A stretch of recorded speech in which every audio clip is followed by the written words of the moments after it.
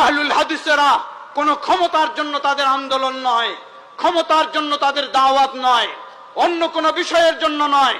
তাদের দাওয়াত হলো একজন মানুষ যাতে নিরাপদে নির্ভেজালে জান্নাতে পৌঁছতে পারে, এটি হলো তাদের দাওয়াত। জান্নাতে তার স্থান নির্ধারণ করে নিতে পারে, এটি হলো আহলুল হাদিসের টার্গেট। সুতরাং এই টার্গেটে কোন মুসলিম সত্যি যদি তিনি মুসলিম হন, সত্যি যদি তিনি আল্লাহকে ভয় করেন, তাহলে অবশ্যই তার টার্গেট থাকবেই জান্নাতের। অবশ্যই তিনি কোরআন এবং সহিহ হাদিসের এই পথকে বেছে নেবেন ইনশাআল্লাহ। এই পথে কোনো বাধা থাকতে পারে না।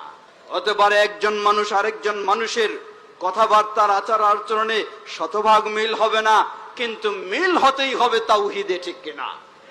মিল হতেই হবে সুন্নায়, মিল হতেই হবে মুহাম্মদ সাল্লাল্লাহু আলাইহি সাল্লামের অনুসরণে, মিল হতেই হবে খোলাফায়ে রাশিদিন সাহাবায়ে কেরামের অনুসরণে।